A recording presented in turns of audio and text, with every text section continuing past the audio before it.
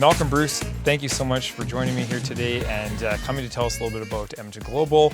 Off camera, you were telling me some of the where you're from and the history there. And so first off, I just want to say, how are you? How are things? The pandemic and everything. How are you doing?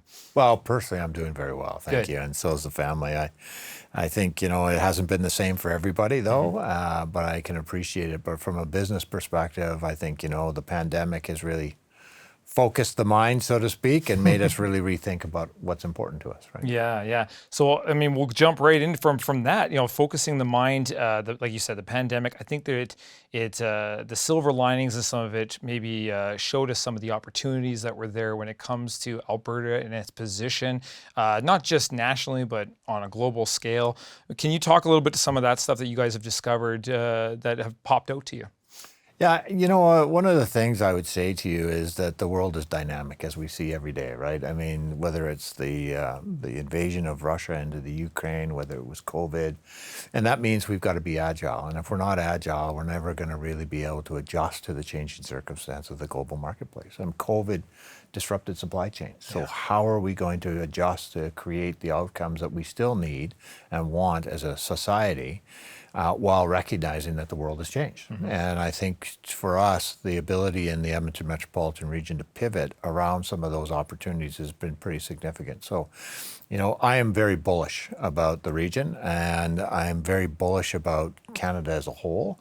But in particular, this province and our region has got some tremendous opportunities in front of it. And I truly believe that the next decade is ours to own. That's awesome. And when you speak about the region having opportunities and the province having opportunities, there's opportunities for other countries to look at Alberta and take advantage of some of those opportunities that are here for them as well. Can you talk to some of the advocacy work that you guys are doing and what your mandate is as an organization to attract that here into the province and the region? Yeah, so just, a 2-minute history, so to speak, but in 2014, when the oil crashed last time, there was a real recognition amongst the political leadership within the Edmonton metropolitan region. At the time, it was 24 municipalities that made up the EMR. And the mayor said, look, the world is changing, oil has crashed, we're not sure it's coming back. What are we going to do to really actually change the dial on this boom-bust cycle all the time? And so they said, we really need to start looking at economic development from a regional perspective, not a local perspective. And it was very astute. They didn't have all the data, but one of the things that was pretty telling was up until 2014, 80% of everything that was made or serviced in Alberta was consumed in Alberta, which means that you could be a local company and compete locally and do exceptionally well. Well, guess what? The world has changed. If you're not going to compete globally, you're not going to make it the way you used to. So there was this recognition that how do we then stop competing against ourselves and how do we start competing against those truly that we're in competition with, like the Metro Denvers, Kuala Lumpur, Stockholm, Dusseldorf. So they created Edmonton Global to do two things. One is market export, so help companies get into the export marketplace. And the other one, which is taking up most of the time, is how do you create conditions to bring more foreign direct investment into the region? Now, we don't do it all alone, obviously. We do it with tons of partners, whether it's the Industrial Heartland, the Alberta Machine Institute, or the municipalities themselves, right, are key enabling partners to help land deals here. And that investment then grows, local prosperity as well, and the housing market, to the retail stores, to the engineering firms. So all of this helps create and generate more wealth that allows us to have a much better living standard than we would have had without it. Yeah, absolutely. And those partnerships are so key. Every municipality in this region offers its own unique, let's call it talent or benefit, right? And so those, we talk about Nisku Leduc getting access to the airport. You guys just did the release for Port Alberta, which was primarily focused over in Atchison and the Parkland County area. Maybe just speak a little bit to some of those partnerships and how those work and how people get involved and what the community is like. So the reason why the regional approach is so key to this particular region especially is that if you think about it from the lens of an outside investor, right? They don't know the jurisdictional boundaries, what's Leduc County versus Leduc or Parkland versus Edmonton. Like, they don't know. What they may know is Edmonton. And so what we try and say to them is there's this richness of assets in the region. So we have the second largest fabrication parks in North America behind Houston, in Nisku, Leduc, Atchison, and up in the northwest of Edmonton. We have the largest petrochemical cluster in Canada up in the northeast in the industrial heartland. We have 1.7 million acres of agricultural land out of the 2 million in this region. That is some of the best farmland in the country. And we have supporting things like the universities and the post-secondaries that we have here, particularly the U of A, which is world-class, NAIT, largest polytechnic. We have the Leduc food processor down in Leduc that allows companies to get into the ag space. So when we're making a pitch, we're actually pitching the assets at a regional level that says, look, at your talent is coming out of post-secondaries, for example, or out of the trades that are mostly in Edmonton. That's where they are. The cultural aspects, the world-class entertainment are in Edmonton, but our manufacturing parks are in Nisku, our petrochemical clusters in the northeast. So the story we tell is one of a regional approach, and for the investor that's coming in from the Middle East or from Europe, that's what they know. And I'll tell a little story because I think it's intuitive. When we were in Toronto in 2016, we had a panel going. It was at FCM, so the municipality conference in 2016 in Ottawa. And we had John Tory there, so the mayor of Toronto. We had the mayor of Winnipeg, Bowman. We had the then mayor of Edmonton, Don Iverson, and the mayor of Calgary, Nancy. And Tory was telling a story about a company that was going to establish a 600-person call center in the city of Toronto. He says, but we didn't even know they were there for the first 7 days because they were kicking the tires, riding the rails. Because ultimately, it was where were people going to live, how were they going to commute, and where were they going to work. So, they're being paid sort of lower end wages. So we knew that they were working in a call center, but they couldn't afford to live in the city of Toronto. So they live in the GTA. So everything is GTA related. So, and I think that's the way we need to start looking at things. Global best practices, approach investment efforts as a region. Yeah. And you guys focus a lot even on like you hold events to kind of get that communication out there of all of these opportunities. You guys have a couple of events coming up here right away. So what else do you guys do to kind of communicate this messaging that you exist, for one, and then this is the place to be? Like, what are your communication methods right now? So again, COVID was a great equalizer. Yeah. So it really forced you to relook at how you're delivering the old-fashioned message, right? Mm-hmm. So we have two real target audiences: the international investor audience, but also the domestic audience for both our companies that wish to expand, but also the region as a whole, to sort of help us connect to their networks that then amplify and extend our reach into the global community. So we do it through a number of ways. We deal with webinars that we talk to our various trade commissioner services that are through global affairs on different aspects. We run a newsletter that goes out once a month that has all the sort of technological advances and things that have been going on in the region along our big pillars in our strategic plan. And then we also are trying to bring the world to our region. And so we partnered with, and it goes back to your partnership question, we partnered with DMG, which is the largest energy conference provider in the world right now. They run ADIPEC, which is a massive show in UAE. And they are now co-partnering with us to run the Canadian Energy, our hydrogen conference, which is the first of its kind, is running next week. And there is right now about 4,000 people signed up, 75 exhibitors, 19 countries that are here. I mean, this is big investment dollars that are coming into the Edmonton region. So that's hydrogen. We're doing the same thing with Nano Canada to do AI and nanotechnology in June. We want to expand Farm Fair in the fall. So that's 3 conferences where the world is coming to us. And that's really, for me, once they get here, they see the richness of the assets here. There is a real sort of, okay, how do we stay here? How do we build here? Yeah, and those are massive industries for the foundation of what the province and the country is. So to have those people in, yeah, absolutely. I couldn't agree with you more. That's going to be fantastic. The networking. I mean, now that COVID's gone, that networking, that handshake, we talked about handshakes a little earlier, just that networking opportunity. And like you said, showing the richness of, and the opportunities. I mean, the cost wise to be here, the benefits to operating here is I think very under recognized when it comes to not just even in the country, but around the world. So those are fantastic. How about some of the more recent wins that you guys have had? Can you talk to some of the projects that have really come through and shined that you guys have been a part of or initiated?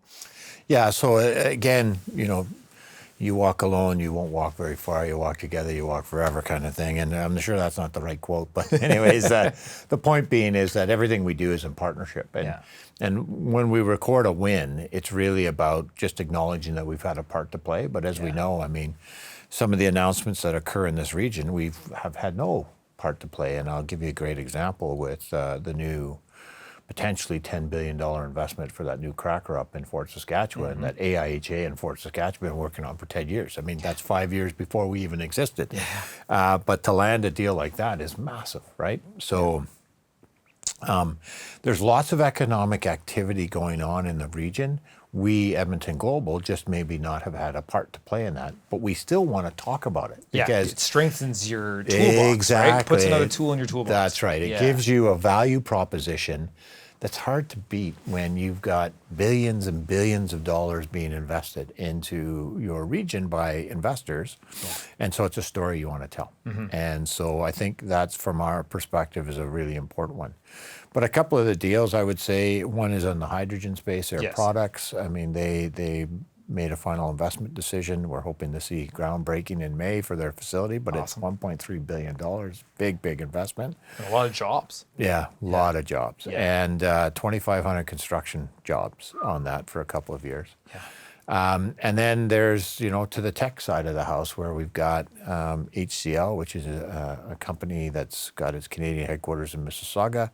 They've now opened up a shop for 50 people here, and they're hoping to grow that bigger right over the course of the next few years. So what I really like about it is the fact that we have a diversity of businesses in different sectors, which is unique. And it's a different story that's being told elsewhere, because we're not just an energy and oil and gas region. We've actually got a wealth of, as you've mentioned, other assets, right? Well, I mean, when you look into agriculture, health, the tech, as you mentioned, even the plays that are starting to be made here in the province when it comes to renewable energy and that investment that's going into there, the carbon captures. We've had Kate Chisholm from Capital Power on the show to talk about some of their carbon capture initiatives. Like, there's some big stuff happening here. And it needs to get recognized. We're a little too humble, and I've said this from day one of the show. We're a little too humble. We got to really preach this stuff up to the skies, because it's a boom in place. It is, and I think it's funny when you talk about, we do not amplify what we're doing too much, and I tongue in cheek, but I said sometimes we're the value village of the stores here, because we sell be able to buy a brand label for nothing, because it's on the shelf, and we are selling our tech here way too cheap. The international investors want what we have, and we just need to find ways to make sure that we're taking full advantage of the tremendous capacity and entrepreneurial spirit that resides in our business community, right? Because there's some really smart people doing some smart stuff here. Innovators, big time innovators. Going back to what you were saying earlier when you were telling the call center story, quality of life. When you bring those a mass amount of people like that into a region, quality of life when it comes to entertainment, the way a city flows, and things like that. That's another thing that even Jeffrey Sundquist talks to it. As the president of the Chamber of Commerce, talks about just trying to send that message out there on bringing your people here and why you should invest your people here as well. And that's another message I know you guys work towards as well. Yeah, livability. I mean, when you think about it, we're the second youngest region in Canada. Our average age is just over 36. We have the highest labor force participation in the country. We're the second fastest growing region in the country, behind Ottawa. I mean, our growth was over 26,000 people between June of 2020 and June of 2021, right? During the height of COVID, we were still growing by 26,000 people. Yeah, Now, some of it was natural, yeah. but 4,100 of it was other parts of the province coming Right. into the Edmonton metropolitan region. So Right. I think what we need to recognize is that we have our own story to tell. And that story is one of young vibrancy, entrepreneurialism, all of these things that really drive business to better outcomes. And I don't think, making money is a bad thing. No. I think it's a good thing. And I think our businesses are well poised to do that. Well, and as long as everybody's going along for the ride, like it's great to make money if everyone's benefiting. And I think we do a pretty darn good job of that. There's so much opportunity, and the opportunity is out the front door. You just got to seize it and jump on it and take advantage. Oh my God. Well, you think about the hydrogen opportunity alone is E&Y estimates it's a $2.5 trillion a year opportunity. For this country alone, that's $100 billion a year. Yeah. So when you talk about, energy transition, we are incredibly well poised to do energy transition. I mean, let's not talk colors of hydrogen. Let's talk about the carbon intensity, and we can get hydrogen to net zero, which means that we've got, by all definitions, green net zero hydrogen. And so from my perspective, that's produced out of natural gas that is going to do us really well and poised. I mean, we've got the workforce that knows what they're doing. We've got all the inputs, so low cost, feedstock, and we've got the caverns, and we've got the know-how and the infrastructure. So, the one thing we've got to build on locally is demand. So Right. how do we accelerate the conversion of trucks and buses and homes, right? Yeah. Like, as you know, lots of pilots going on here. Yeah. But then the other thing is okay, so we're doing the demand domestically, but then how do we build the infrastructure that's going to move tens of millions of tons Yes. to the global marketplace? Yeah, those international markets, right? Yeah. And That's the big thing. I mean, our neighbors to the south there, I feel like sometimes we sit back and go, well, they'll just they'll come and get us when they need us, when no, we have to make them want us, and or make them need us. And just to get that push, let's make this a two-way street here. And I know we talk about that every now and then as well too. Well, yeah, when you think about hydrogen, 5 big markets. One of them's Germany. That's on the east side of this country. Yeah. But 4 of them are on the Pacific Ocean. Gotcha. Right? California, South Korea, Japan, and China. That represents more than 110 million tons a year of potential customers. And so you got it by 2050. So you got to sit there and say, okay, if we're serious about this and really want to make $100 billion a year, how are we going to drive that sort of infrastructure needed to get that to come in? And that's where, again, partnerships come together to figure out who needs to be sitting around the table to get this job done. So that And you're being proactive by having those conversations held here. Yep. And that's something that's going to be key as well.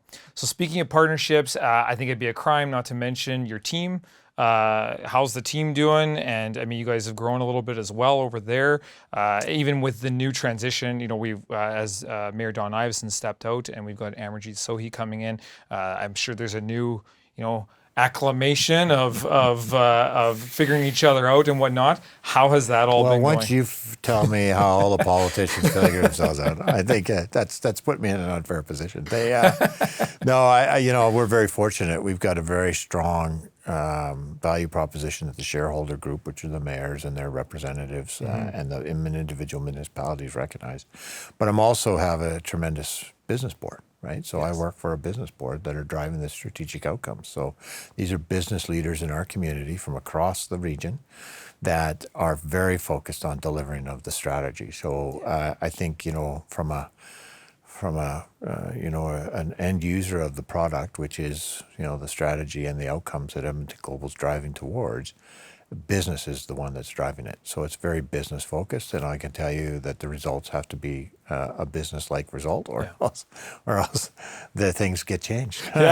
So I think, from the board is just actually starting the renewal process, because most of my board members have done two tours now. Okay, yeah. So they're timing out. So we're going to be changing out the board this. Hopefully, we'll see. I mean, they go up in front of the AGM next week, or this week actually, to determine. And then the other thing I would say is that the team itself is very strong. I've been very fortunate. There's a bunch of really strong folks on the team. And a lot of them are, of course, out of business, right? So all my business development members, so the one that's running health, Robert, he's done 14 years in the health sector, right? Like in the business side of the house. The ag guy is an agronomist, right? Like Trevor is an agronomist. So, and I mean, the director of business development he has been designed for business development. He is just fantastic at the role. So, you know, I'm really proud of the team. I think it's only getting stronger, right, as they learn these ropes, and they are true ambassadors and great representatives of the region for international investors and such. Right on. Well, and having that kind of experience behind you can only set you up for success. Oh yeah. Yeah, right on. Well, because they talk in the business language, right? Yeah, exactly. Like, Yeah, so. and they're not learning it; they've already got it down pat. So That's right. good stuff, Malcolm. Thank you so much for coming in and talking to us today and Thank you. sharing this with us, telling us a little bit about Edmonton Global, what your guys' future is looking like, and the great things that you guys are trying to make happen and are achieving. Actually, I mean, these events that you guys are having coming up, like you said, the Hydrogen Conference next week.